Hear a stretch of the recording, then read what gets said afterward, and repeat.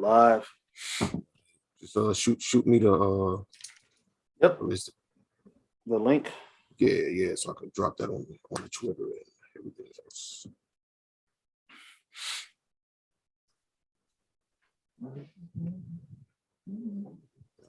Yes. We are not recording yet. We're just live. So all right, well, we're recording on YouTube, but we're not recording the podcast itself. Let me send you that link. Boom, boom, boom. There we go.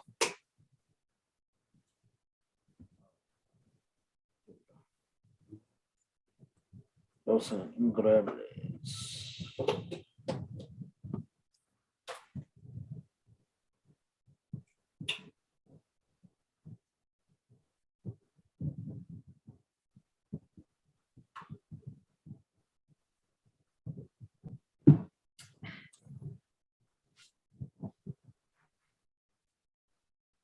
I'm gonna do the same thing on mine. So I want to talk to you.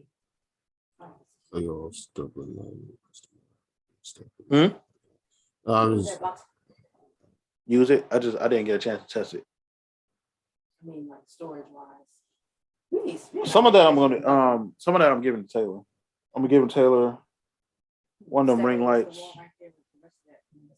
Yeah.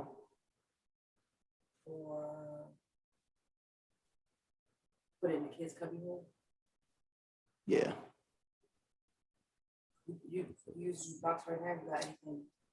Not yet. But I gotta remember that I got it because I'm gonna give one of them ring lights to Jonesy, one of them Taylor, and one of those mics Taylor. In theory.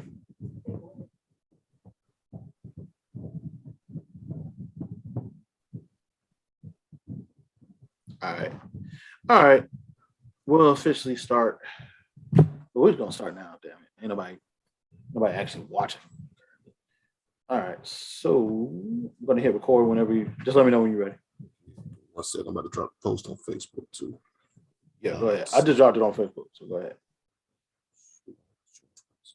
It's a lot easier to. There we go. Highlight that. Take it out. Drop it in properly.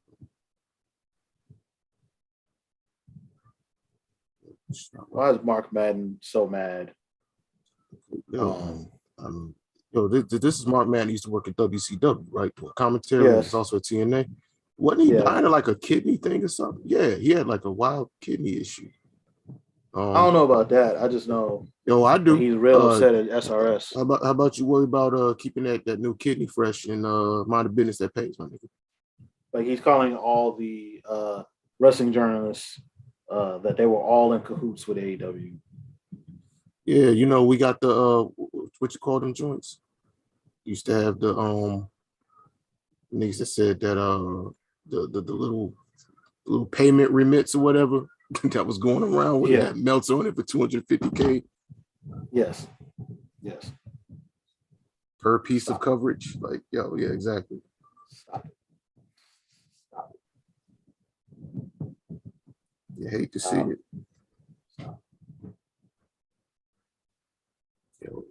People pay attention when you have the video link attached to it.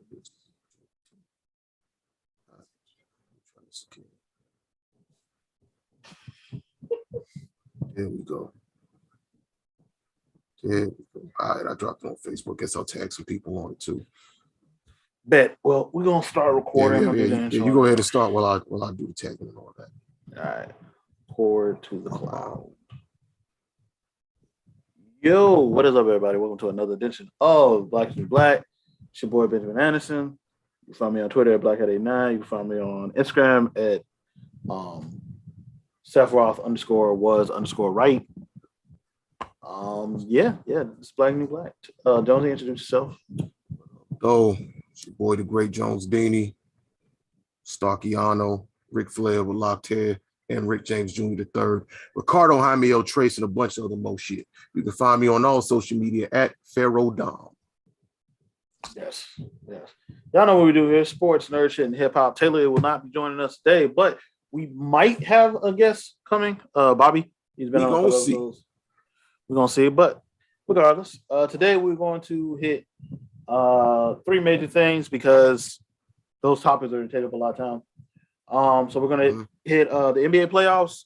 We're gonna hit up Kendrick Lamar's newest album, Mr. Morale and the Big Steppers, and then we're going to go down the card of AEW Double or Nothing and talk about how we felt about the card and everything involved with the card, surrounding the card, and we'll just go from there. So yeah, without further ado, NBA playoffs. We are the championship starts. Finals are 2 kicking weeks? off. Yeah, soon. Yeah, Very soon. finals start in 2 weeks. We have the Golden State Warriors and we have the Boston Celtics. Should be a good series. The conference finals, the two conference finals series went about as expected. Outside of the because I didn't expect Dallas to be able to beat the Warriors. Dallas, while Luka's very good, the rest of the niggas are not, and it showed in a couple games. Luka needs some help out there, bro. Yeah, I mean, I see people say things like he should pass more, even though he averages like 9 assists. He should pass more, but I'm just like, why am I passing them if they ain't gonna make shots? I don't. To whom on that team should he pass so that they can generate some more offense?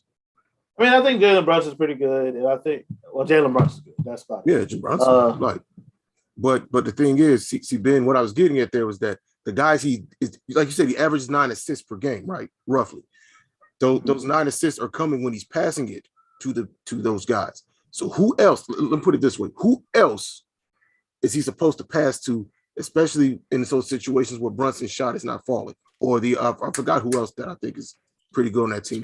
Spencer Dinwiddie. There we go, Dinwiddie. When those two aren't generating that offense, when they're having an off game, who else besides Luka is supposed to carry that offense? That's what I hate when people say stuff like that, man. Like, oh, so-and-so needs to pass more, trust the teammates more. Okay, cool. Outside of those guys, they are already doing that with. Like it's fair when it's with a player that's not doing it. But like you just said, Luka is doing it. He was in a situation where, night in and night out, Brunson, Dinwiddie, etc., were not getting the job done. So again, just pass the ball so that he looks good to random niggas on Twitter. Yes.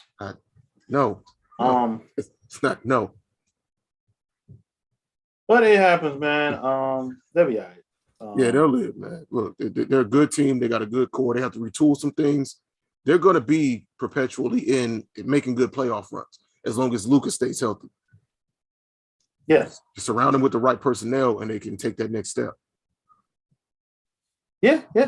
But it is what it is. I fully expect them to lose. It happens. Right. Golden State's there. Golden State should have won this series. I don't know.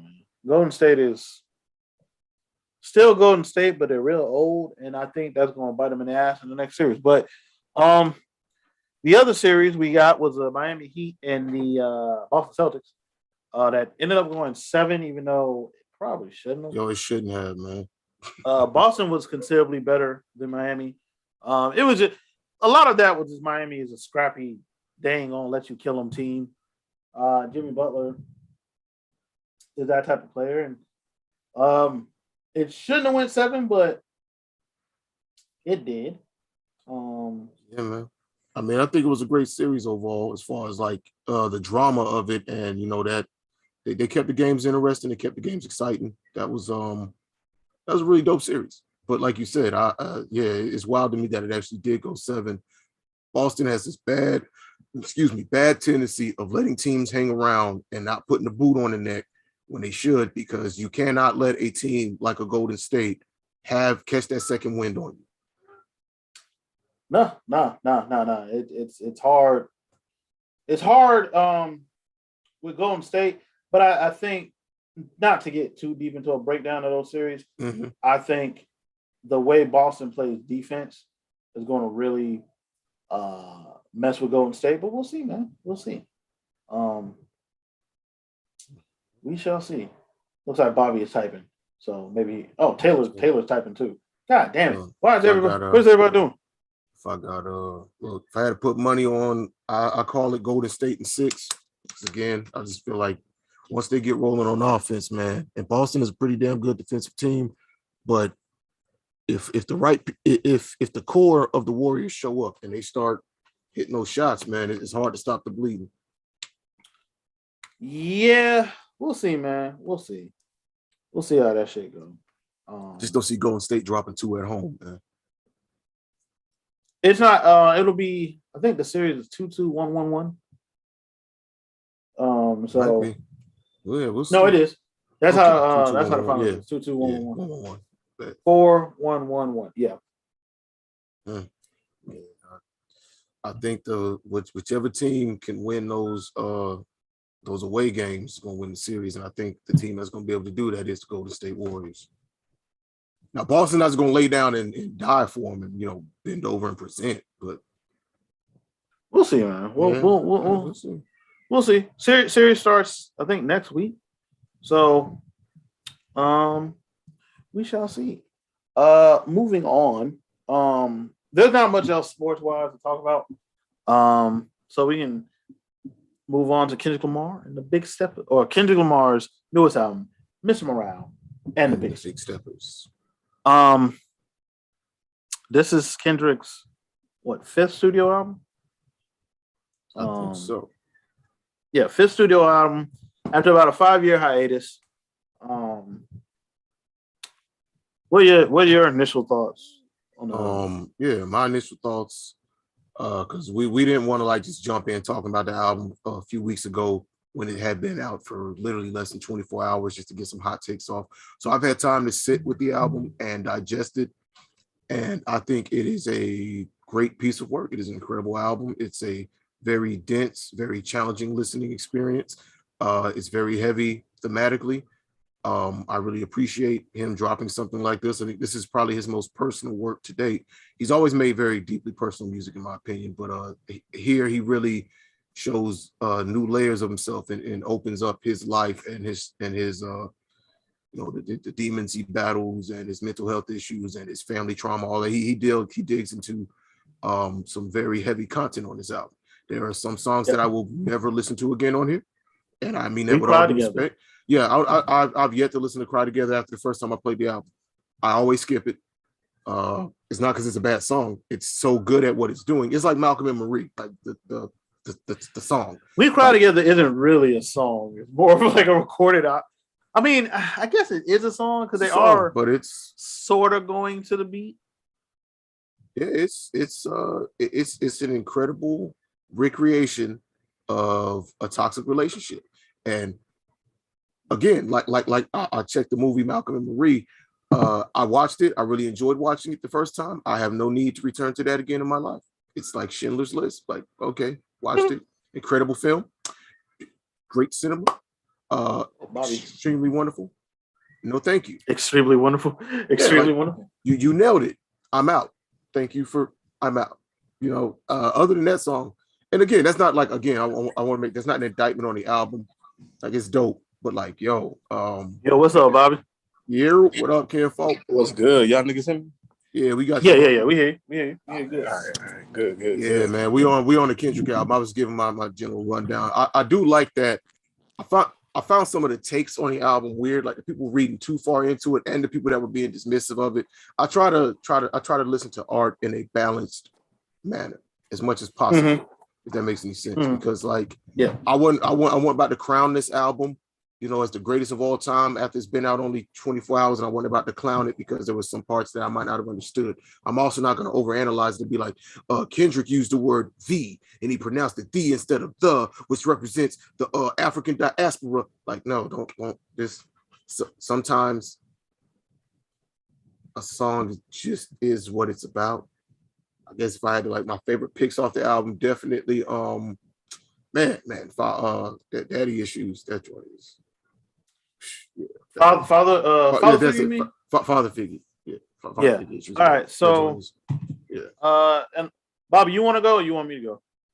His mic on. Oh, about the album? Oh, I love the fucking album, bro. The more I listen to it, the more I like it. I would say out of all his albums, I say it's probably since Good Kid, Mad City. This the first one I heard that I just initially like just fuck with. Like I ain't need a weekend to process it. I just like instantly like the shit I heard.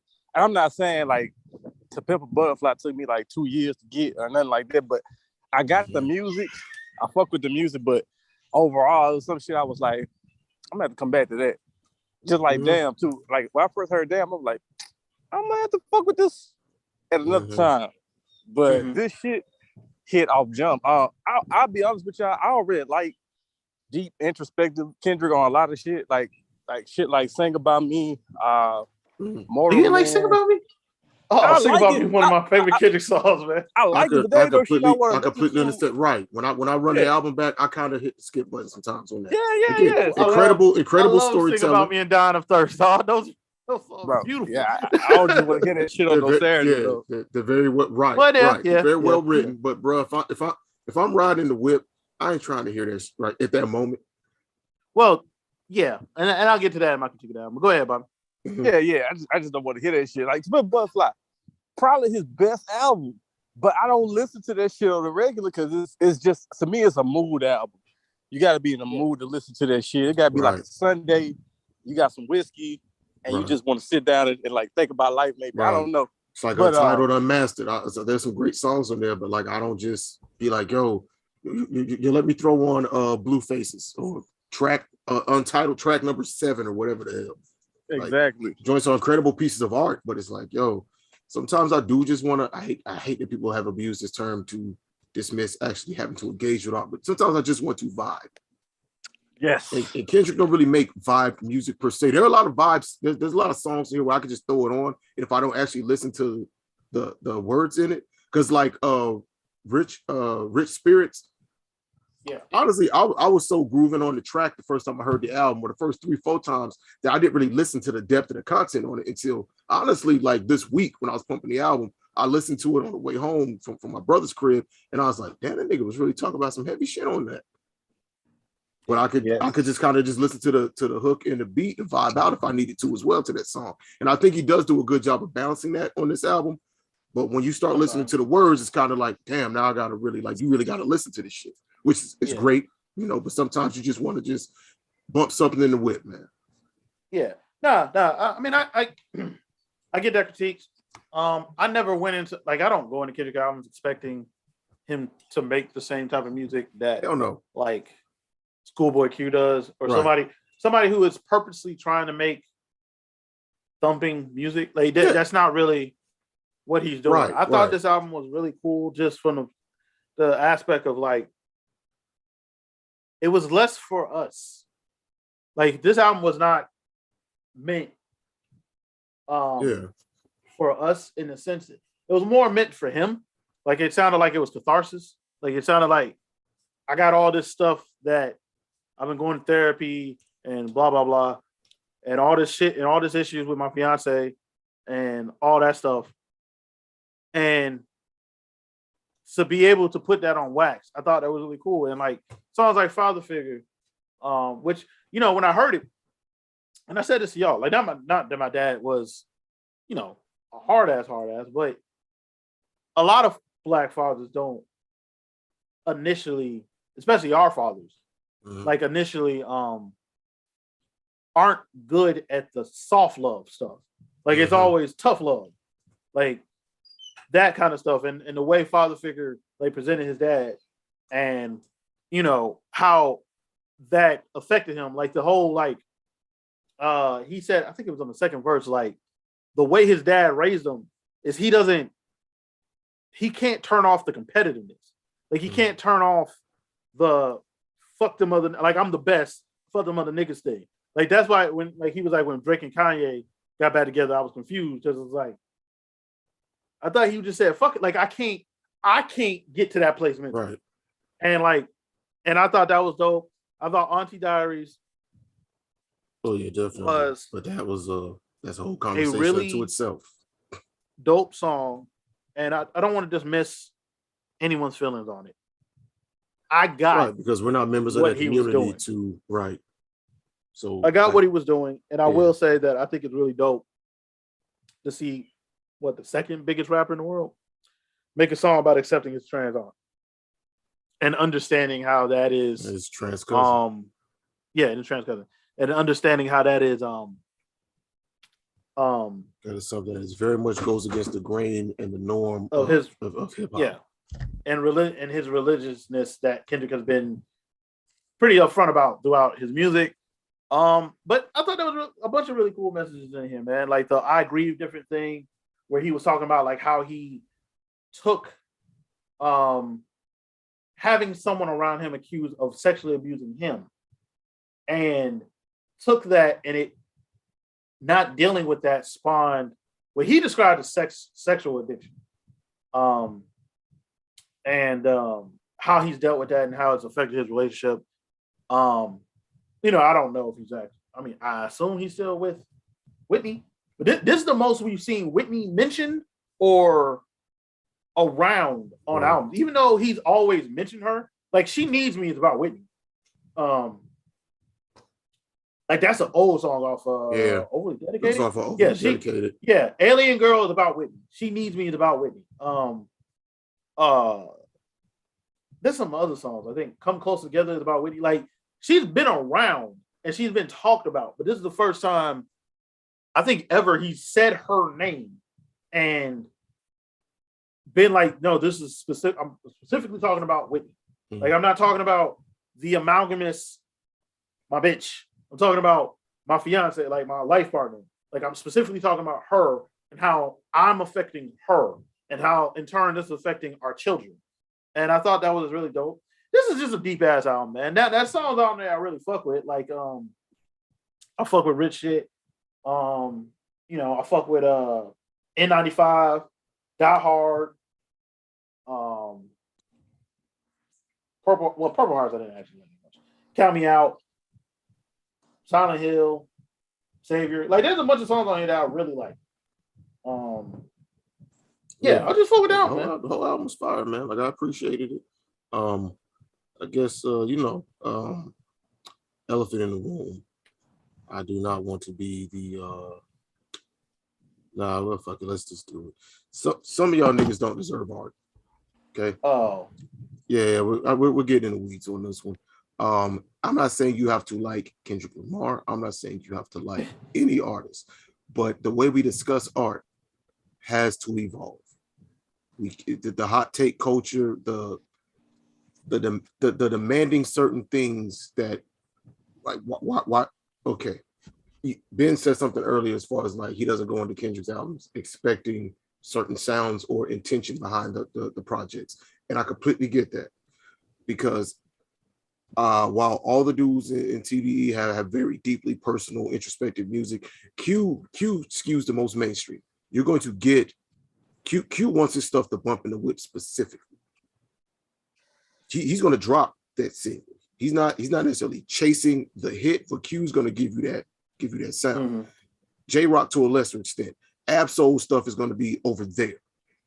Mm-hmm. I know based on each of their four personalities, you know, what type of projects you're going to get from artists in Black Hippie. I know when I go to Pusha T's album, I'm not going there for deep, introspective, political proselytization. I am there for him to lie to me about selling drugs. Tell me beautiful coke lies. I'm not listening to a Benny the Butcher album. Sold a drug since 1998, bruh. But he will have you believe today he is moving coke. Literally 5 minutes before entering the booth, I was in a shootout over a drug deal gone wrong. I don't go to Benny the Butcher or Conway or Huss Kingpin or any of them other niggas who do that the designer drug rap that I enjoy. I don't listen to Stove God Cooks expecting him to be like, by the way, here's my KRS-One song.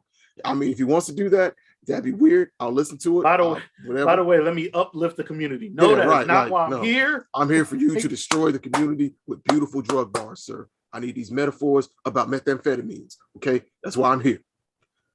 That being said, stop going to certain people's albums and bringing your weird preconceived notions to it. Yes, we all have opinions. Yes, we all have expectations. But just because something does not meet our, again, especially when it's an unreasonable expectation, it does not mean the art itself is bad.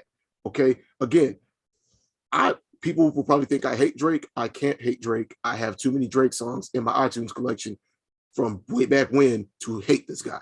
I'm just disappointed that he delivers a very stale product. At this point, I also know going into, before we even review his albums, I know going into it what I'm going to get. Hashtag the formula. I know it's coming. So it's to the point now where I really don't even bring that criticism up anymore because I know it's going to be what it's going to be.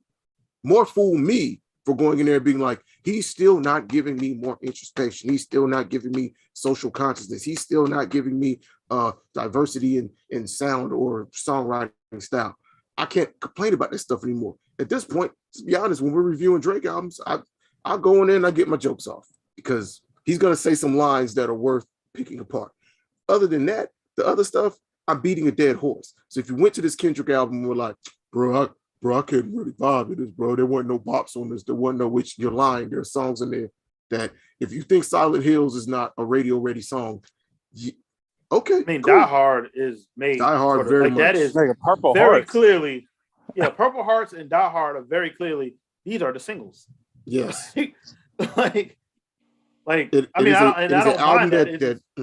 Go ahead, my bad, dog.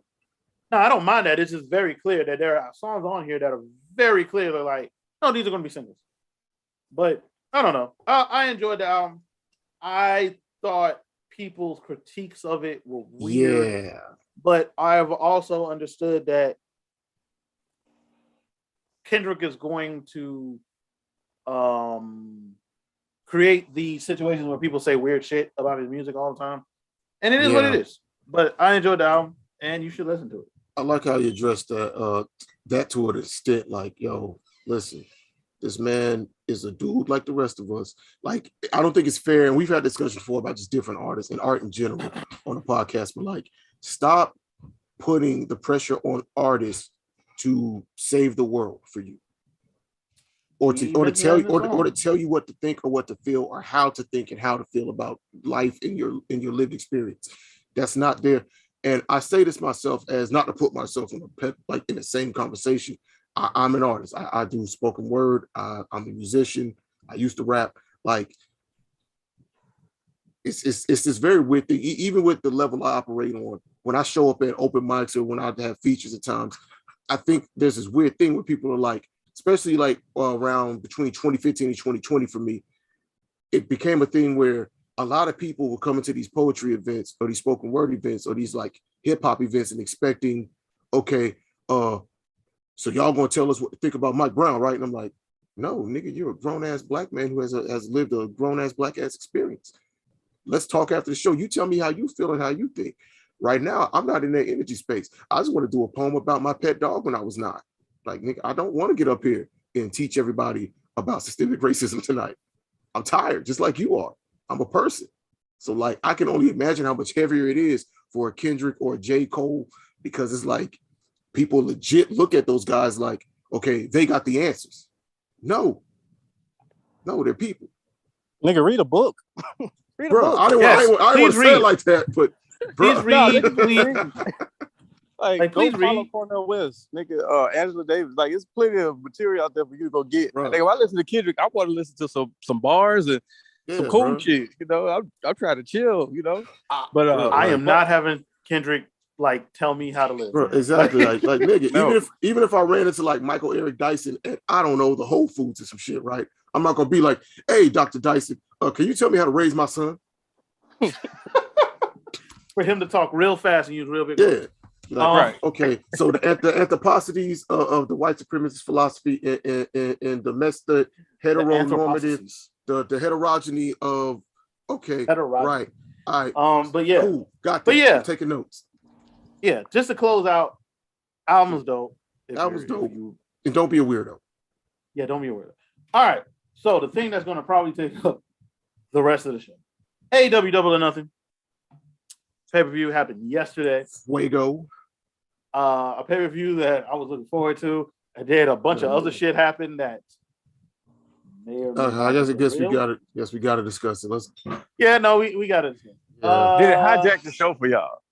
No, hell no. Okay. Nigga, we was over here vibing, bro. We had a fucking we had some Wild Wings, a sandwich platter, and a whole lot of drinkery. We was Gucci. So, like, for me, like, I saw some people say it hijacked the show. It really didn't. This show was Nah, it long as didn't. fuck. Like, it didn't hijack the show. Yeah. They got that out of the way early. Immediately.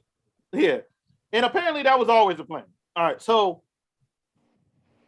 for those who don't know what happened, MJF has been He showed the fan meet and greet.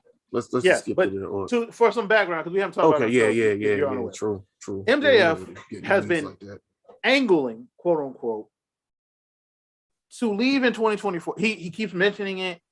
At first, it was like, oh, he's just doing heel shit. And then it came out, I think, after he did an interview with Ariel Helwani earlier this year, that no, he actually is frustrated with his contract. Okay. Ken gets kicked down the road a little bit. It comes out that, like, there's been wild conflicting reports, but I'm going to go with what I've been told are the facts on this from guys like SRS and Dave. Yeah, so we're going to go with Dave Fightful, Meltzer. Sean Ross Sapp, and the stuff from Meltzer that has been confirmed or makes sense. Confirmed. Because, wrestling journalism because is very weird. Yeah, because there's this, and it's still on Twitter, this rumor that MJF is like, I want more money, but don't want my contract extended. That has never been the case. Yeah, that's been shot down. He straight up says, times. yeah, apparently MJF people were like, no, if he wants more money, he has to sign for more years. That is how things. That was directly told to Sean Ross Sapp by MJF's team. Yeah, so dispelling that. 2, he has been blowing off having contract talks. AEW has been trying to pay him, apparently, for a minute. They want to restructure the deal. He won't even come to the table. Yeah, he won't even come to the table, except apparently he did today. So we'll see what happens with that. So this all came to a head Friday. There was a meet and greet, fan fest, that he was scheduled to be at. He did not show up. AEW couldn't get a hold of him. Security couldn't get a hold of him. Now, mind you, Samoa Joe also didn't show up, but Samoa Joe was a communication issue. Apparently, Jade Cargill was wild late. The Hardys didn't show up. There was a bunch of logistical things. All right. Samoa Joe ended up missing it because of a scheduling snafu as well. Yeah. So rumor comes out, not even rumor. It is said that MJF has booked the ticket because nobody can find him. Booked the ticket out of Las Vegas on Saturday. So as far as that might not have ever happened because apparently there is no record of him ever canceling said ticket. Apparently someone booked an MJF ticket. No one ever canceled the MJF ticket. He just never got on the plane, which is weird. So we're leading into the pay-per-view yesterday. AEW puts up the tweet for the MJF match, then takes it back down. AEW puts up the countdown video for it, takes it back down, then puts them both back up. So everybody assumed, okay, so they got to be doing the match. About so 20, the match, 20 or so minutes before the pay-per-view kicked off, I want to say all of that up, down, on, off stuff started. Yeah, 20 minutes before the match is when everything went back up online because they posted it earlier in the day, took it all down. About 20 minutes before the match, that's when it all just ended up back online. So, and they played this well, which is why some of this other stuff that came out afterwards, some of this afterwards might have been a word. So the show starts. Well, we'll get to the show start. The show starts.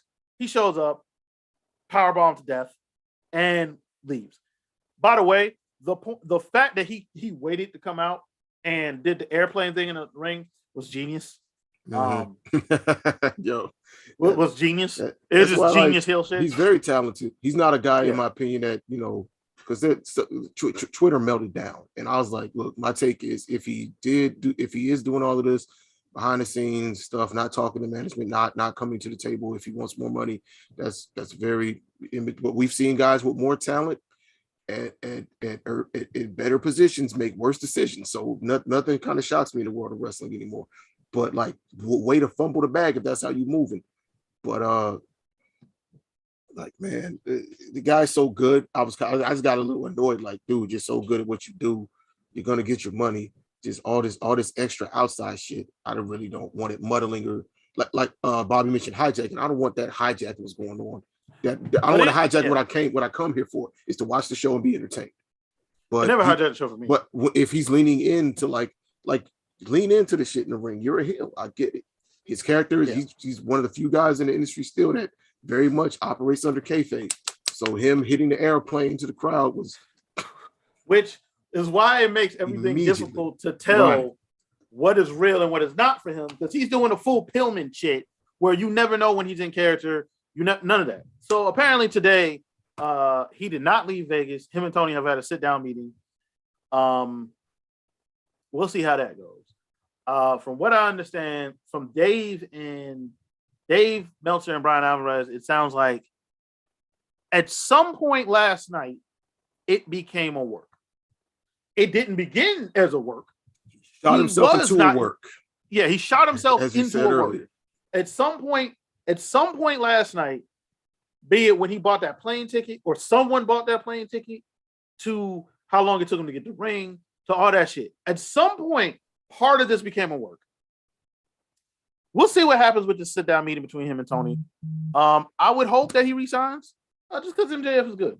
And I think he become a heel manager in WWE because he's short. Like the moment Vince McMahon stands up and looks down at him, it's rap. Like, yeah. So, and he's really young. Hopefully him and Tony having a sit-down meeting are able to work something out. Unless he asks for his release, then we'll never see him again. He was always going to be off TV for a while anyway. He wasn't participating for Indoor. He's been on TV a whole lot lately, So like, hey. Yeah, he had already said before all the stuff came to a head, he had no interest in Indoor. And I think they were going to take him off TV anyway. So, but let's get into the actual pay-per-view. Let's go. We started with the buy-in. It was a short buy-in this week. Yep, we only had one match. I thought they moved like the Derby match and the TNT title stuff onto the pre-show, but they didn't. They straight up was like, yo, we're gonna run these videos back. I wasn't. Well, we'll get to that. But the length of the show didn't really bother me because we were at the crib. We could get up, we could get on the phone, we could go make a sandwich. It would bother me if we had to be there. Yeah, we were in the arena. And we've gone to like 3 live AEW events, me and Ben together. Kind of long. And yeah, like it's a 4-hour taping experience because you get an hour of Rampage, you get an hour of Elevation, and then you get 2 hours of Dynamite. So honestly, the only difference is that there's an additional 30 minutes of screen time. And matter of fact, no, it's roughly the same time as the pay-per-views because they do. Excuse me. During TV, they stop and they play with the crowd and they change the stuff for the shows. So like, really, you still get the same amount of time as they average like 4.5 to 4 3/4 hours for pay-per-views. They never go to 5. It's always under 5 though. Yeah. But it's roughly the same amount as the TV tape. Yeah. So we started off the card with Hookhausen, Danhausen, and Hook versus Tony Nese and Mark Sterling. And the internet melted down, I'm sure. I was avoiding Twitter most of the night. I thought the match was cool. Yeah. Oh, yeah. You kind of have to do this with Hook because you don't want him to lose yet. Yeah. And he's not ready for any kind of single push.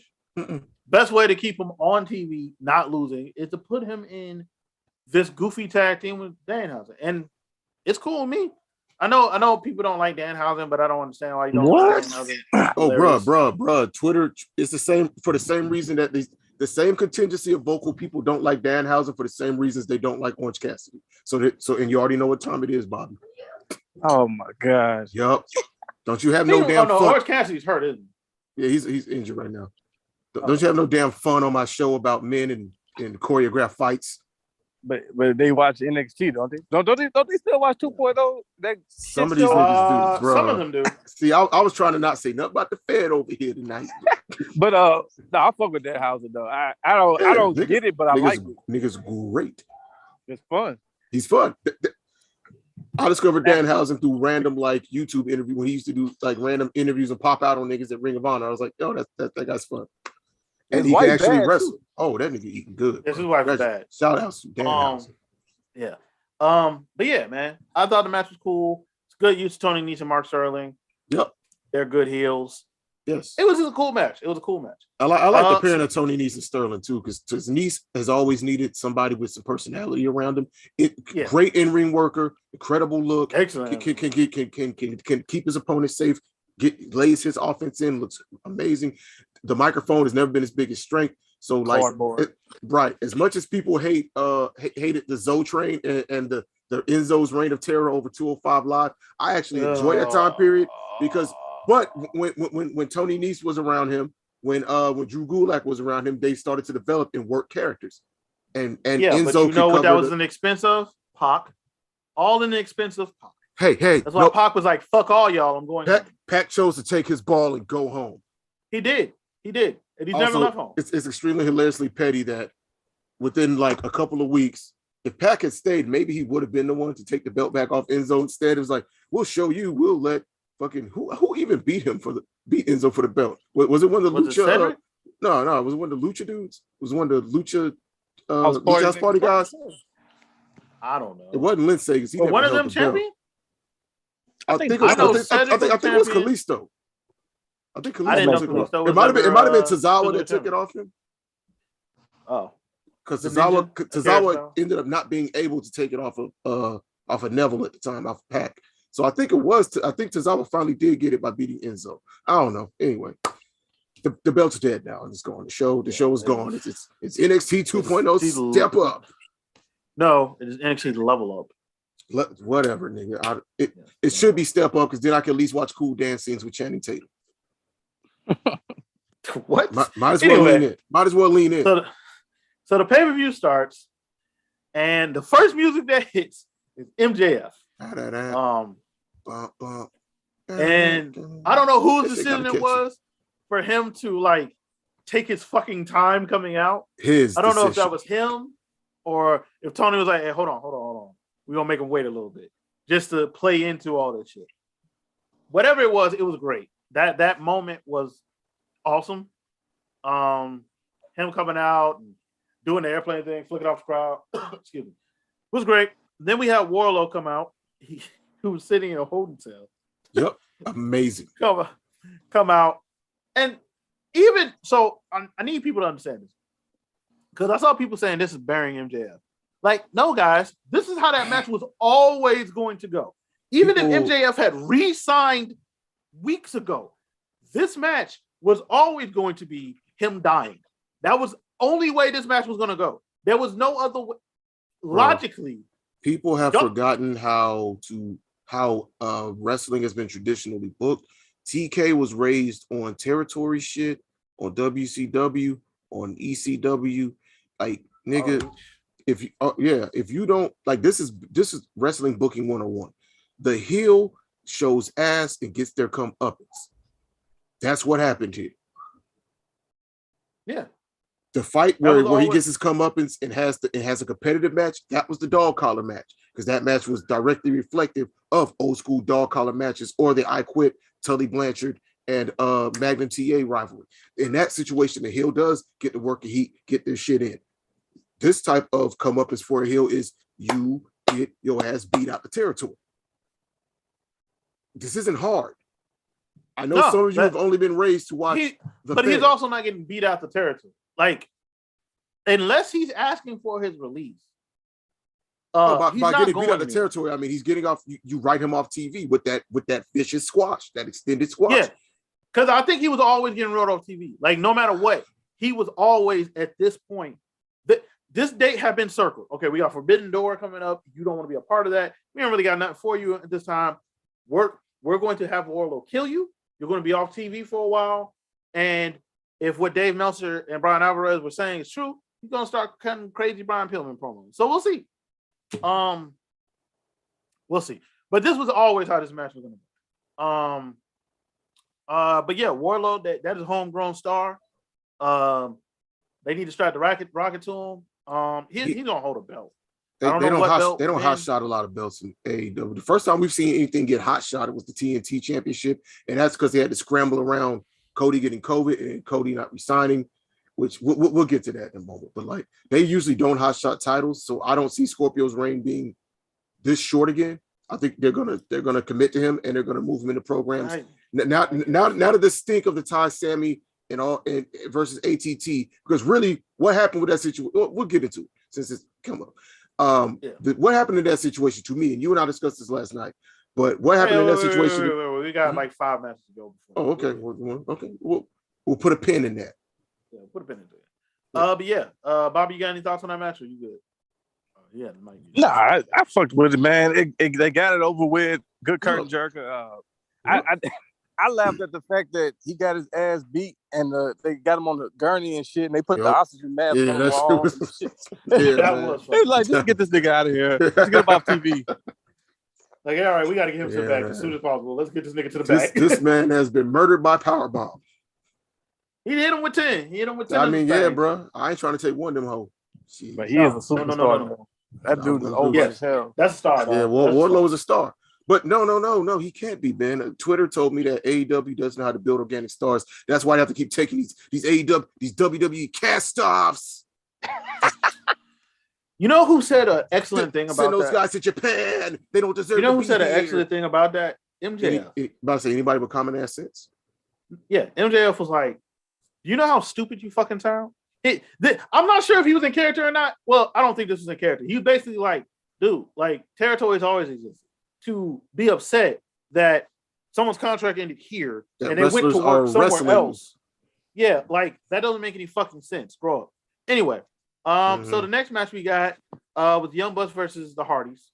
Solid match. Pretty nice. No, like speak your true opinions. I say if we're gonna do star ratings, I'd give it a 3. And the Bucks did a very good carry job, and Matt did a lot of heavy The lifting for his Bucks team. tried their hardest. Jeff, not to like in Jeff's defense, but Jeff, the first couple matches Jeff has been involved in since returning have been like spot fest. It's gonna catch him to the body eventually. Fucking with all them tables and ladders off the dick after taking that time off. I mean, that's also wrestling. like something Jeff wants to do. Yeah, that's his style. So like at a certain point, which is why I think the Bucks are gonna win a TLC match against them at whatchamacallit, the next special event. Yeah, I forgot which comes up next. All Out, either at All Out or at Fighter Fest, whichever one we have Fighter Fest coming up first, right? Or Fight for the Fallen, something like that. I think Fight for the Fighter Fest. Fallen is next. Mm-hmm. We'll see. Yeah, we'll see. I'm just saying, man. I get it. I know what the Hardys are. They're nostalgia act. Yeah, they're having a nostalgia. But their run. age is showing Oh yeah, aggressively. that whisper in the wind had me very concerned. Woo, that whispering wind took a long Bucko. time. Might want to rethink that, Playboy. Might want to take that one out. Man. Take that one out the arsenal for a while. There was a couple spots where it's like, yo, this is taking a long fucking time. Yeah, that match. You shave 5 minutes off that match, and it's a much better watching experience in my opinion. But I'll give it. It was solid work. It was solid work. They never lost the crowd. The paying crowd was loving it because they would enjoy watching the Hardys and the Bucks. So, who am I to argue with the niggas who spent money and traveled? I didn't travel. I mean, it's not the end of the world. No, it's not. You know, the Hardys are the Hardys. The match was what I expected it to be, basically.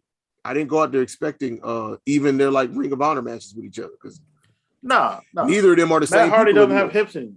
Yeah, Matt Hardy doesn't have hips anymore, and Jeff Hardy is whatever Jeff Hardy is. So they made it. Jeff's knees are shot to shit. They made it work though.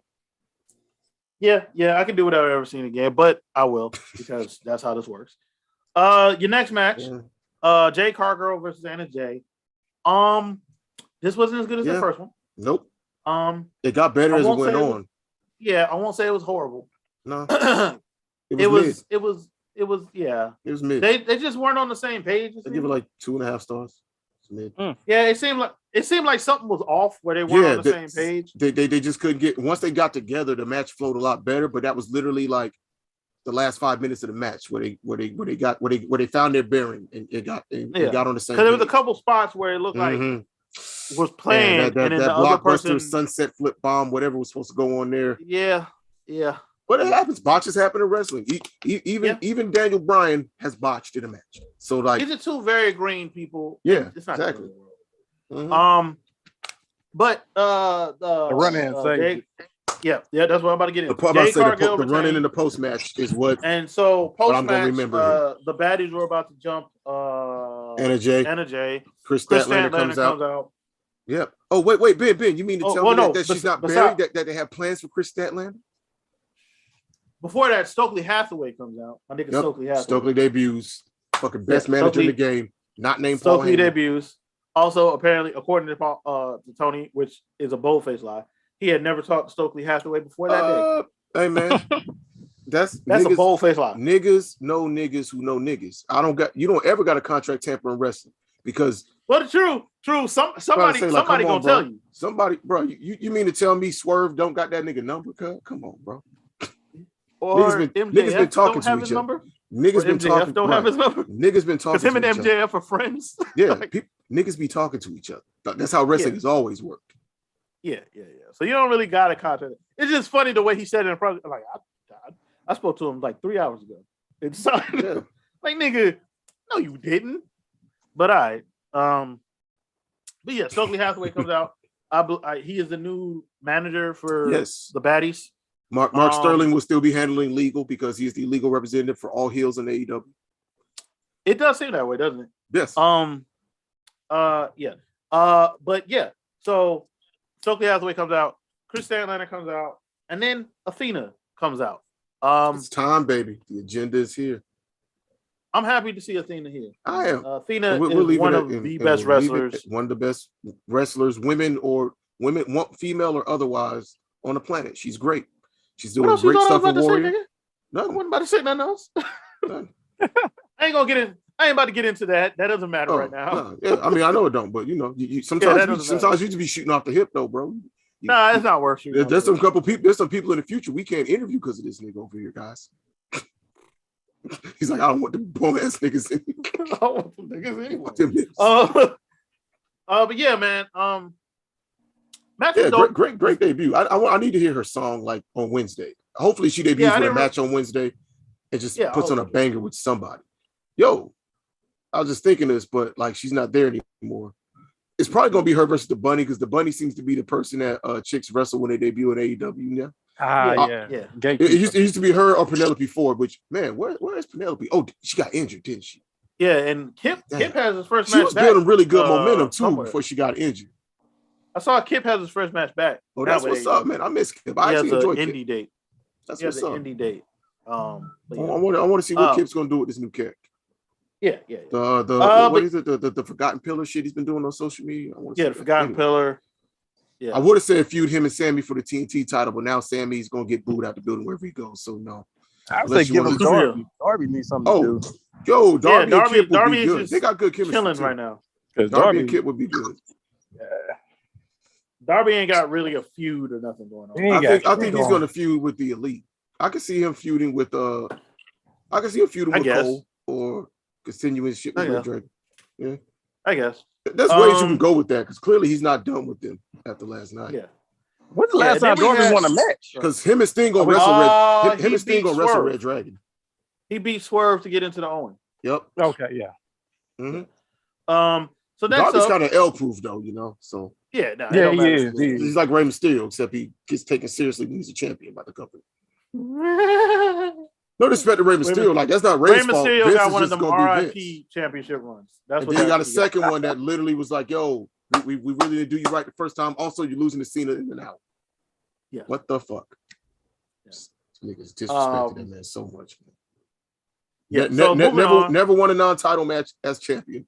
Literally, you can check this stat. Motherfucker. Sorry, I had a flashback. Goddamn fed. So moving on, we get one of my favorite matches on the match Oh night. yes, The 6-man nigga House of Black. versus Alistair versus Black, Buddy Death- Matthews, and Brody King versus Death Death Triangle. Triangle. Worth the wait. Phoenix. worth Yes. the, no, Phoenix, I wanted it when I wanted it. and- I don't care anymore, Bobby. It Well, sucks now. you couldn't get it because Pac was like in wherever Pac's from, because Pac don't want to live here. This feud has been snake bit, but like everything that was building from Malachi's debut to beginning to feud with the Lucha Bros paid off last Yeah. night. It took a long time to get here, but damn it, Thank you. this match slapped. The Like, mask bruh. everybody was wearing were dope. Let it These play niggas- out. Let it play out means something over here, guys. Nigga, he Pentagon brought out his little Pentagon, his son, who almost stepped into the fire. Phoenix had to Yeah. yoke his ass up. El Nino del Pinta. Yeah, yo, he really gave him the uncle grab. Like, Hey man, what the fuck you doing? yeah, What you expect of me? nephew was wilding, bro. He was hyped. He was like, Um, yo, I'm in Vegas. I see I'm 10,000 with plus Daddy, people. dressed up like daddy. I'm gonna hit Ah! that zero mirror on him. He really had no fear. That nigga was right next to the pyro, like, I meant what the fuck I said. Yeah. But yeah, the match was dope. There was a spot where Brody King, I thought, decapitated himself for a second. Yes. Well, he hit his back on that Yeah, dive and yeah, like rolled he hit his forward back. still. There was a couple dives tonight that was like, oh, somebody Ooh. died. We'll but, talk about Darby later with that. Yeah. This match was dope, and then it paid off another storyline. And these Julia guys Hart. worked very physical, very physical, nigga with an F.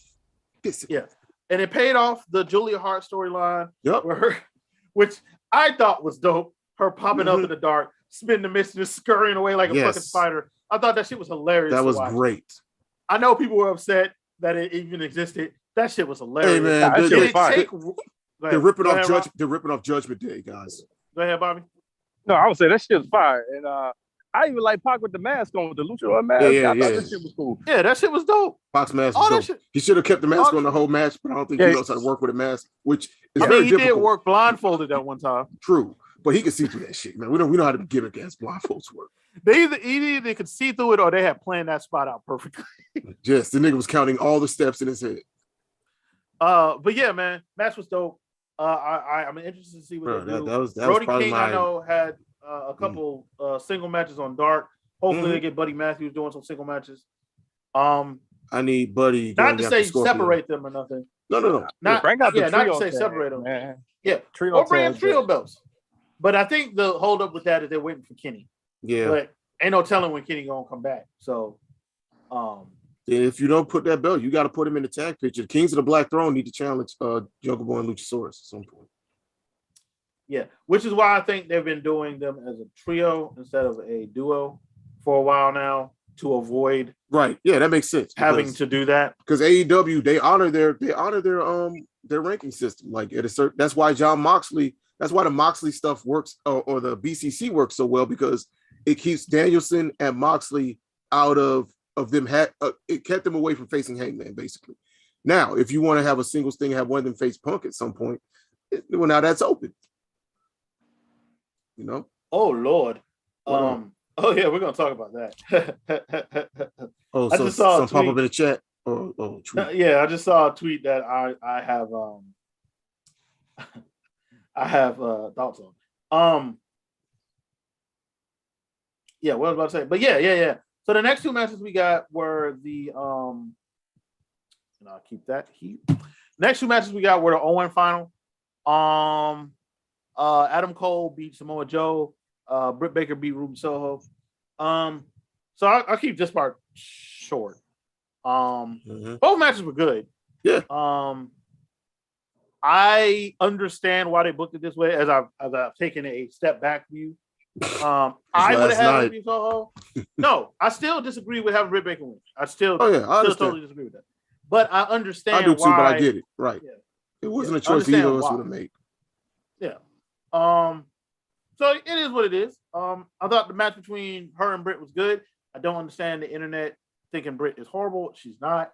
It's a very weird thing the internet does. She's not a bad wrestler. She's overly pushed and they're trying to make fetch happen, except she did get over. And nigga, again, we say this all the time on in our private chats and on this podcast a lot lately. What do the paying crowds have to say? Because you Twitter niggas don't spend money. And nigga, her back gotta be aching because she carried the division in the beginning, bro. She really did. Without Without her, her, they ain't no, wheelchair. yeah, dog. She was like without her over early wheelchair. on in that division, I don't know what we're talking about. Like she was the first starter. Like she carried that shit. If she getting a little overly pushed now, oh well. Like Yeah, she earned. you know what I'm saying? Like yeah, she earned that shit. So I don't think she's getting overly pushed personally, but you know it is what it is. To me, she generally jobs at the right times when it really matters. Yeah, I mean she wasn't I going to think lose she's this. gonna take some time off eventually. Right. Like, Like, she is- maybe She last kind of night. needs to. Maybe last night was the time where I would have been like, this is one of those times. Ain't no maybe. I definitely would have made that call. However, I understand why they did it the way they did, because sometimes some things in wrestling happen in order to facilitate a specific moment. And the moment they wanted was and that also sets up a power couple thing where if you wanna, because going into that feud, I don't want to say it's gonna necessarily like it's inevitable they face off with Sammy and Ty, but if you want to argue the power couple shit, there's your couple you do it with, because they, despite being Why are you heels, assuming the it's Sammy audience- and Ty? who's the other? There's another major- couple who is currently not signed to anywhere Oh, that that exist. could come in as faces. My bad. Okay, I see the vision. you're assuming Sammy and Ty. I see There's the a vision. whole nother couple out here. And they have history with those specific people from the Yep. Indies. Fair enough. Yep. Now it would have upset a certain demographic of people, Yep. but Fuck that those other people. couple is out there. Now I don't know. By the way, no, seriously, fuck those people. I don't know. Y'all don't spend if either money. one of them, if the Garganos are even There thinking we about go. wrestling Let's now. just say what it is. Right. But they out there. That is there. That is still something that can happen. But that's not happening right now because Yeah, they're moving so- Adam Cole into something with Right. Bullet Club. Candace just had a baby. Oh yeah. There's gonna be some forbidden door action going down because Yeah. Cole's So Cole's gonna be a big part of that show. Yeah. So here's the next match on the card, which I would have put on Rampage, but Ethan Page, Scorpio Sky, and Paige Van Zant defeat Sammy Guevara, Frankie Kazarian, and Tay Conti. Match was all right. He had to finish this fuckery of a feud. Yep. This has been a quagmire and a clusterfuck. Yeah, because to be honest, I would have just abandoned the Cody, because All of this was in service to Paige Van Zant debuting, and they wanted to protect her in her debut. So I get the logic of having. We've talked about this, but I guess I'll outline it for people because I don't think we talked about it on the podcast before. The issue here was, like you said, they didn't abandon the Cody creative, and I'm not saying that that's Cody's fault or anything. But when Cody left, they were clearly preparing Scorpio to challenge Cody because they've been calling out Cody and opportunities and all of that stuff. And when Cody won the belt from Sammy, they doubled down on America's Top Team, calling out Cody, and then Brandy stayed. And all that was going on. It was clearly going to be America's Top Team / Men of the Year and Paige versus Cody and Brandy and probably a third person on their side, maybe one of the Nightmare Family guys. They did not. Cody leaves. Sammy gets the belt back, and then the crowd starts to. And it makes logical sense. Well, we can still do this this mixed tag match thing because Sammy and Ty are together. We can work them. They're strong baby faces. The crowd loves them. And then Twitter dorks decided to take their Twitter dork issues to the shows. And once the internet turned on them, you can ignore that. But once live audiences start turning on them, especially when Sammy's getting booed in Texas, you got to make a change. Either you're going to do the double turn, like this could have been salvaged with a legitimate hard double turn. But which they hinted at and didn't do. Right, but in order to, I knew it wasn't happening because he never separated, he never made a clean break from Lambert. You can't have Lambert out there slut shaming in 2022 and be baby faces. So no, I knew okay, because they want to keep Scorpio heel going forward, but that was the major problem to me. You had to commit to the double turn. They wanted to do a 1.5 turn, and that made things even more muddy. Now, who am I supposed to be cheering for now? Yeah, it's just been incredibly poorly booked. Right. It was poorly booked. It's got to go. This is the worst booked AEW angle in the 3 years of existence that it's been. And you mentioned contend the Nightmare Collective was worse. Here's why I say no. Because that shit got less than a month of sucking. This shit has been going on literally in some capacity. It was a rough month. In some capacity, this shit. This nigga said it was a rough month, bro. It was a month that felt like 6. Because, bro, when I was seeing that shit, I was like, yo, is AEW something what are we doing? Want to watch? What are we doing? Damn, come on, if bro. They're allowing Brandy off of one segment of show. I was like, nigga, Brandy, Luther, what is this? And Mel, who was very green, but had a good look. She chose to leave though, so okay. What the fuck is this? But yeah, that was. Yeah, I'm glad that match ended. The action itself was pretty good, except for when Ty and Paige were in the ring. I was a little concerned at those points, but also considering this is her first match, I didn't go into this being like, "How come you're not Utami Hayashi Shida?" Yeah, that's not how this works. But certain people on Twitter feel this shit works. Yeah. All right, so next up, another match I probably would have put on pre-show, but it was still a good match. Hold on. One more thing about the mixed titles match. We do have a banger involving 2 black men in the title picture. Despite AEW being super racist, they are going to have in LA Scorpio with the Kobe belt defending against a homegrown. Very racist. We're going to have 2 homegrown stars from AEW fighting for a belt, and they're both black, and they're going to be doing it in a forum this Wednesday. Very racist company. Very, very racist company. Hates black people. That's why they hired Athena and Stokely, because they hate black people. Hates niggers.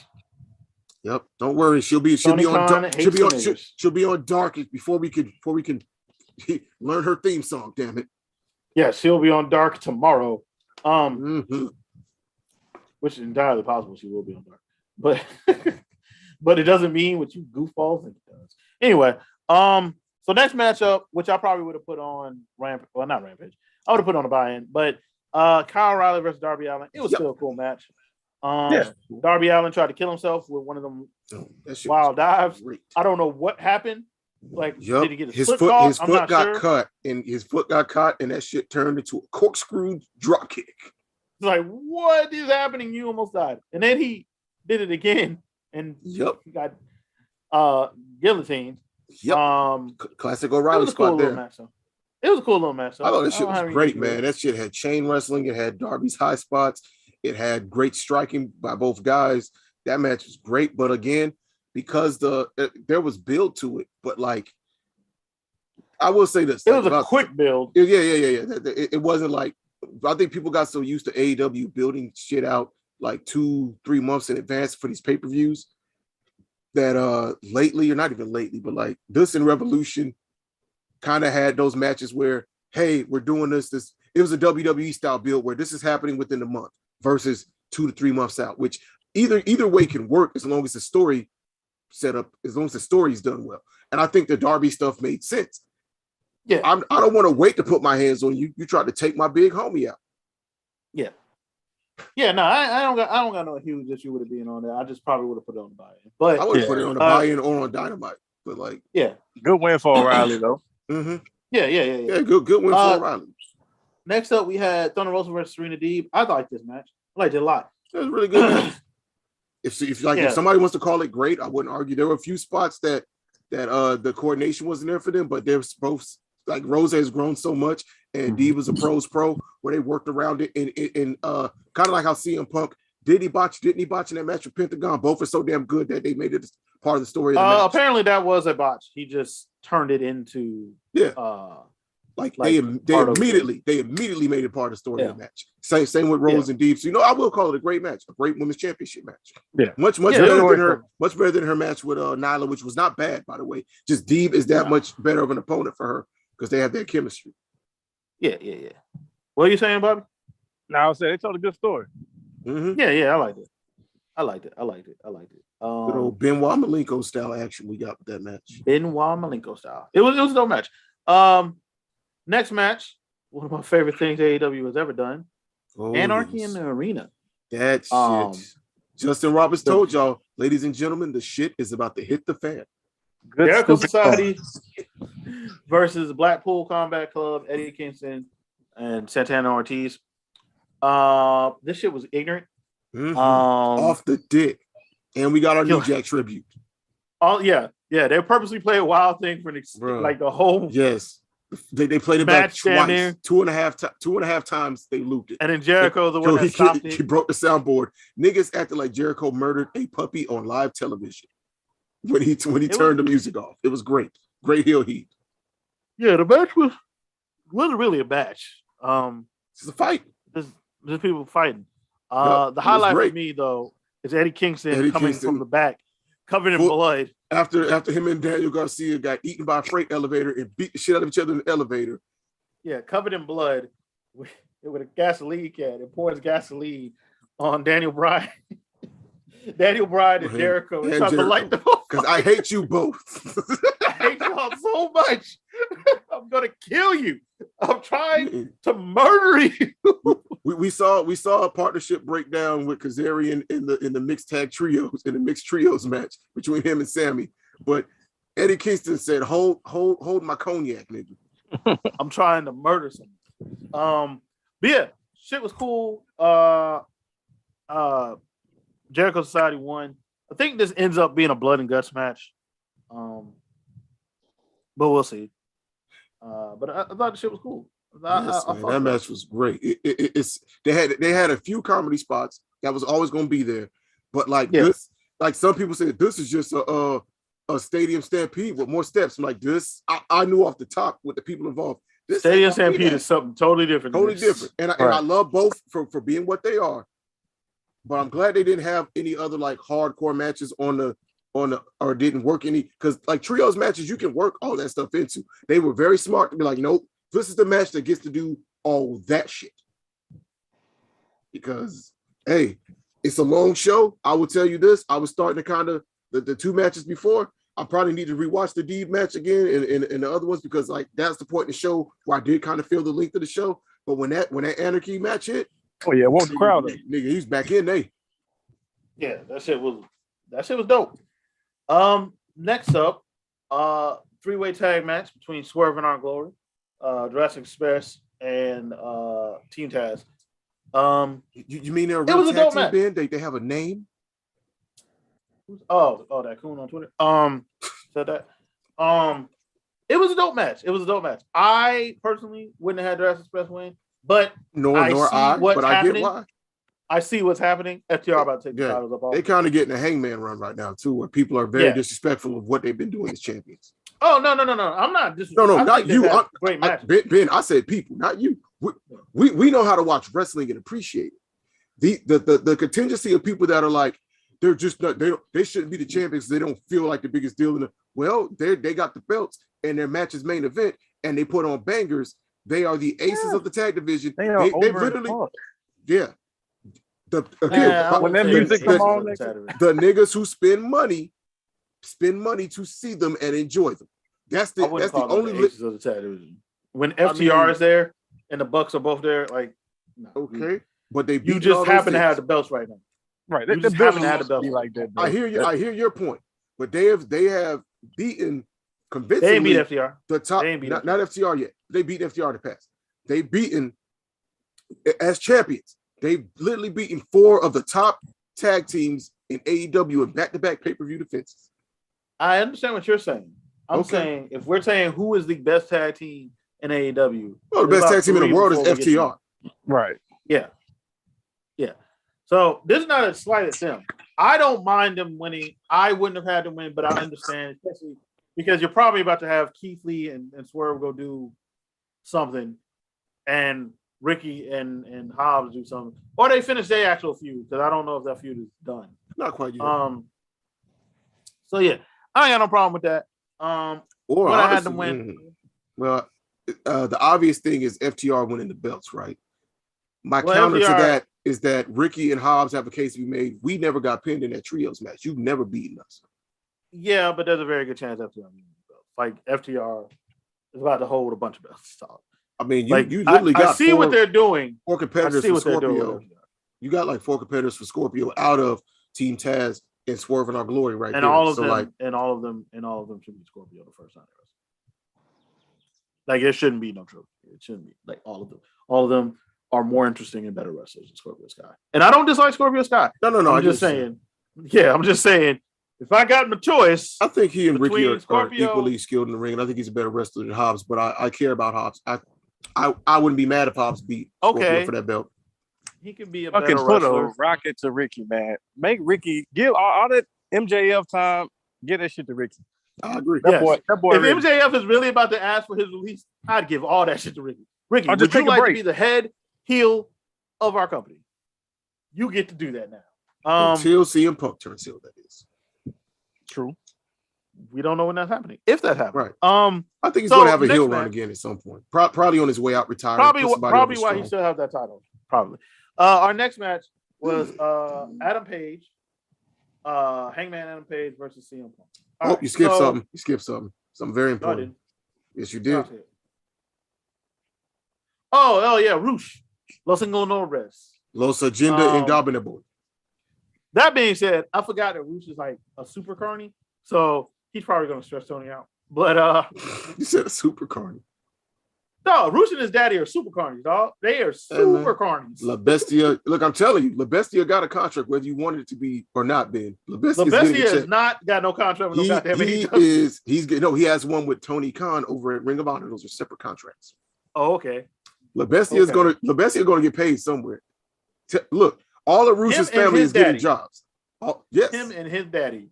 you are said it yourself. Super carnies. carnies, and they're going to make sure everyone in the family has a job. Nigga, y'all better get jobs with AAA. Nigga, Dralistico We bring and that shit over Dragon here. Dralistico and Dragon Lee are coming as they should, because we're getting. Well, Los yeah, Ingobernables. they're cool. Yeah, they're cool. I can do without.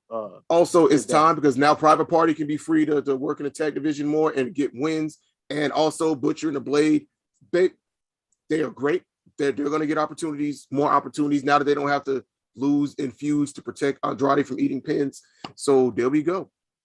Also, Also, thought it Yeah. was funny when he called them all losers. fucking Roosh. I thought Yes. that was funny. He said, I did not come here to be associated with losers. Which I get, he inherited the losers that Matt Hardy had. Yes. Yes. So moving on, we have our main event: CM Punk versus Adam Hangman Page. All right. So Hangman Adam Page. So I'm gonna read something, and then we're just gonna laugh at it. This is what Taylor Oh, had the posted tweet. in the chat. Um, Punk over Page is a huge betrayal of what AEW was. It's TNA / WWE adjacent booking, and I hate it. It's like as if Muto returning to New Japan to beat Okada in 2013. Also, Page called Revolution was significantly better than Page Punk. Sorry. I'm just disappointed that this company doesn't seem to be for me anymore. I did genuinely like the Cole match. It was predictable, more athletic and counter-based.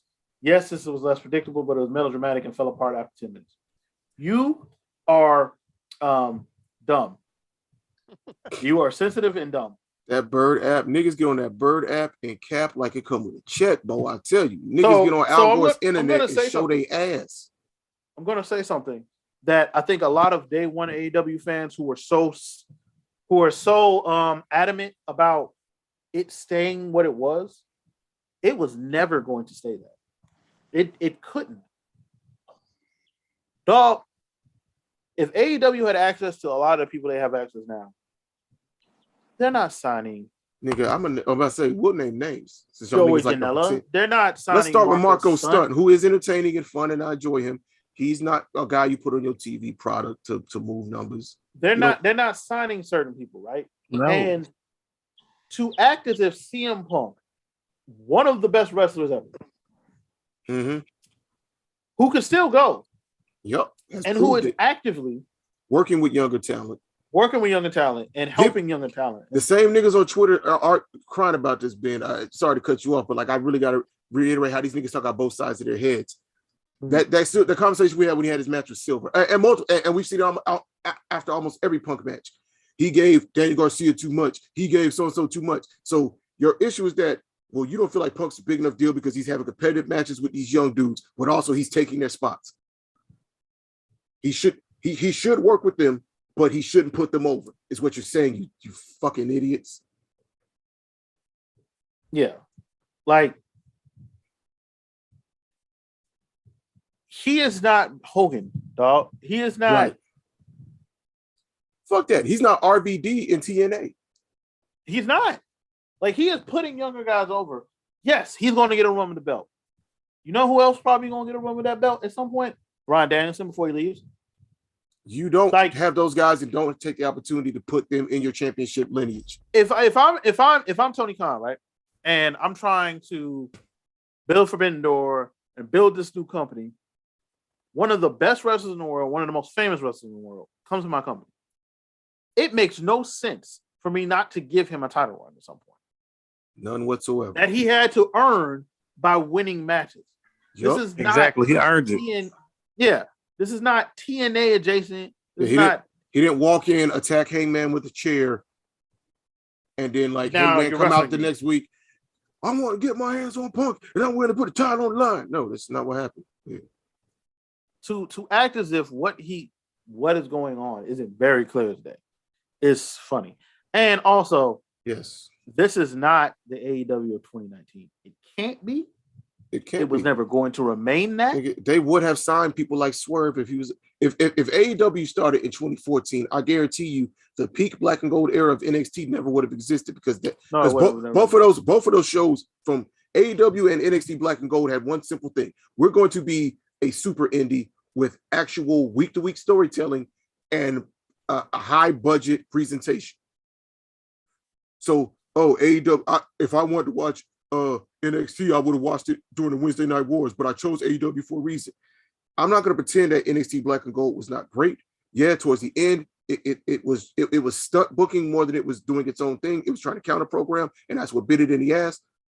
Also, me being able to watch it the next night on the network and not having to watch it live, also not the best choice. But anyway, hey, we could talk about that in its own bubble, but in the context of what we're talking about now, I'm not going to pretend that NXT was bad and that their talent was bad and that NXT stank is a thing just because you niggas want to be weirdly tribal.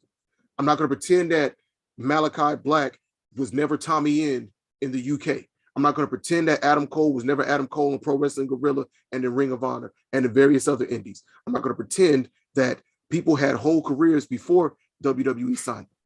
That's the y'all niggas need to grow up. Also, I want to see Johnny Gargano in AEW, not right now because there's a lot going on already.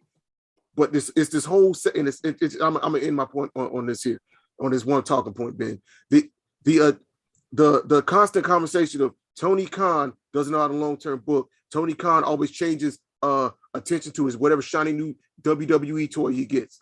Okay, hold that thought. Same conversation from the same people, and I'm gonna use an example.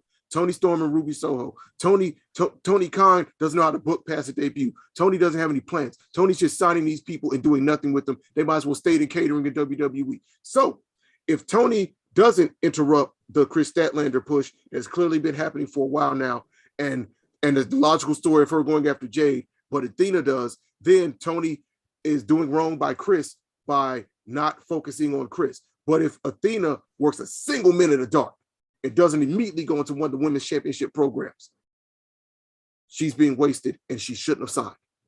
You niggas talk out of both sides of your necks and it don't make no sense. Both things can't be true. I don't understand how. What did y'all want AEW to be? Like, me and Taylor talk about this all the time. They wanted 90s All Japan plus current New Japan West. These niggas say they want that, but they're goddamn lies. They do not watch New Japan Strong or Mutiny. Nigga, y'all don't watch New Japan. Like, I don't watch New Japan weekly. Nigga, I'm a grown-ass man with kids and a job. I can't watch New Japan weekly. Get the fuck out of here.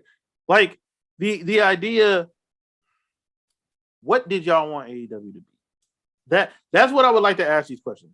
Because AEW is the alternative. AEW is putting on better shows than WWE. AEW is doing good business.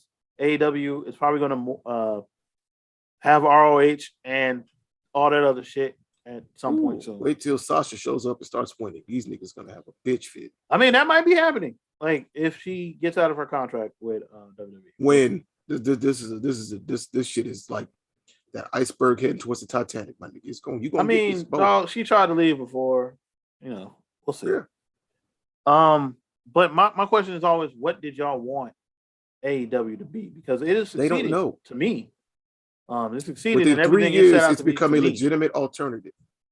Yes, because let's keep it a bean. Some of the early episodes of AEW weren't actually good.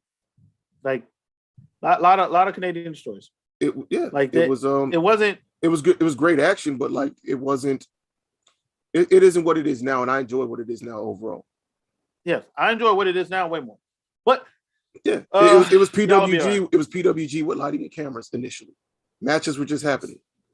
And the thing is, it made sense for these matches to happen because they had rankings. So people were just trying to win their matches to get into title contention. And that's still the baseline of any, like, there's no such thing as a meaningless match in AEW because it goes on your record. But that aside, you still do need to have the sports entertainment drama that draws people in. So I enjoy, like, once Tony took over, and there's also this weird thing I see consistently of Tony doesn't know how to book the show week to week. Tony shows are just matches just happen and everything's isolated in its own sphere. Where's the running themes? Where's the connectivity of the shows? I'm sorry that it's not Vince Russo 90s style where Hangman comes out as a champion to open a show. Hangman gets attacked. Hangman has a segment backstage. Hangman comes back out, or Hangman attacks person during their match. Hangman has a segment to close out the show. Even with that, there's only one story running throughout the show for that one particular person. The other niggas, the Too Cool versus the Headbangers did not have anything to do with whatever the fuck Stone Cold and McMahon had going on the show. Like, y'all niggas, you can't talk that type of shit around me. I was alive. I was there. I didn't need the network to see it. I got a long memory when it comes to wrestling. I was there for it. Y'all niggas be lying. Yeah, so like, I just went through this dude's Twitter a bit. Why? He takes wrestling way too seriously. This poor unfortunate soul. Nigga, I see a naked woman daily. Nigga, he said the Anarchy in the arena. Some great spots, but all in all, pretty artless or even gross. Nigga, what about that was supposed to be? You know what? Artful. Also, like, don't touch grass, dog. Like The it's wrestling is all fucking fake fighting. It wrestling is is fake all fucking fighting. yes, bro. I don't sit and look at the fight choreography of an MCU movie and be like, but what was the nonverbal story with Thor and Gore right now? I didn't really feel. Christ. Jesus Christ. And he went on to CM Punk. So They got it, Tony ranting about Eric Bischoff being a goofball, basically. And this nigga was like money over artistic ambition then. Huh? Yeah. So one of the points, like, so Tony, before we got to get to the match in a second, but basically Tony went off on Eric Yeah, we'll Bischoff close for out saying that after CM Punk ain't made no money. And Yeah, I saw the clip of that.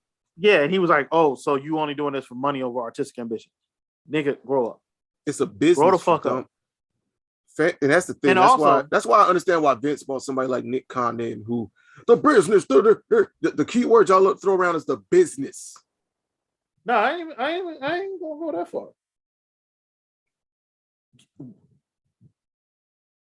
If you watch that match, it was like, this sucks. This nigga said he looked like a WWE main eventer. Dog, most niggas look like that. WWE Wrestling. didn't create the concept of main event. Matter of And fact, no. also, WWE Punk main doesn't- eventers. Vince has told you very much what he thinks that a main event looks like. Brock and Roman. Also, Punk doesn't wrestle like he did in WWE. Like, he doesn't. No, not at all. So, anyway, the match itself, really enjoyed. These motherfuckers talking about. Like, This is look, weird. we're not AEW Shields yet because they're not paying us, but Pay me and I will we chill will be for soon. anything. That's the agenda. But we criticize shit all the time. We criticize the hell out of the fucking TNT title picture right now because that shit has really lost a lot of its luster since I don't want to say since Miro dropped the belt, because Sammy was continuing the tradition of the open challenge and having bangers with a lot of guys that was coming into the company like Jay Lethal, Tony Nese, etc. So I'm not going to do that shit.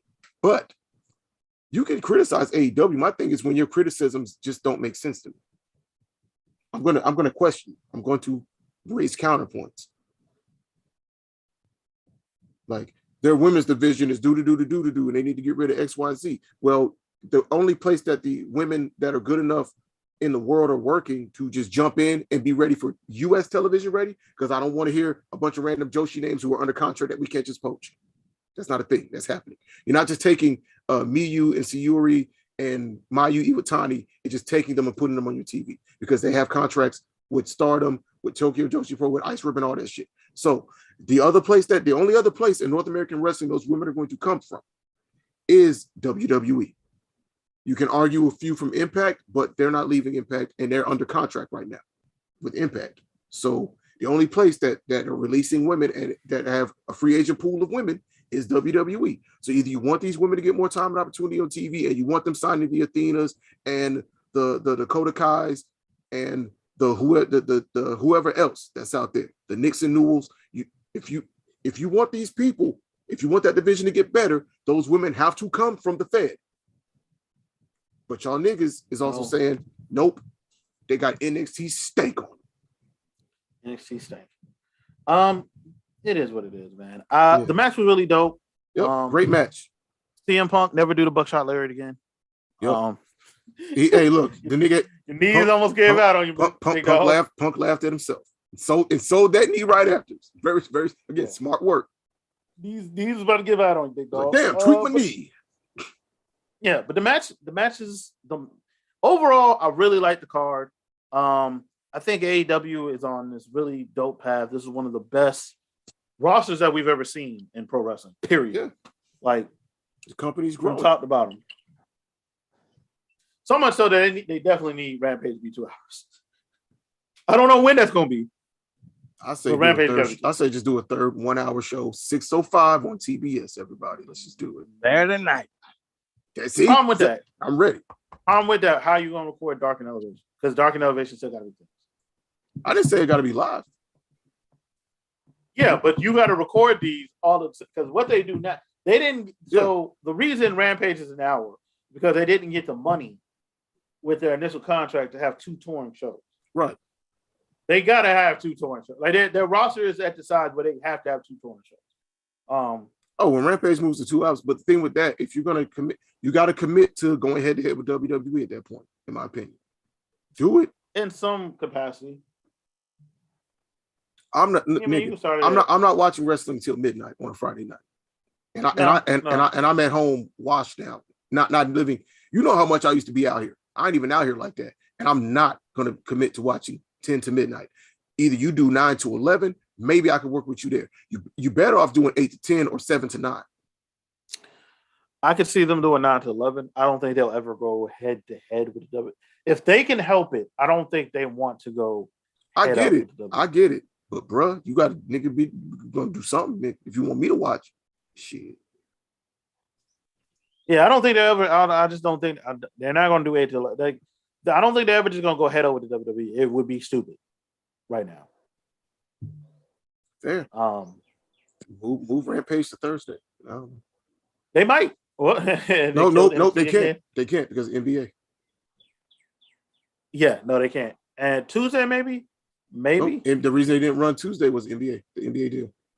Tuesday, Thursday. Well, playoffs have to be around on Fridays and Saturdays, but maybe Saturdays, but we'll see, man. We'll see. I mean, all this is still up in the air, but it's really dope to have a real alternative that I actually care to fucking watch.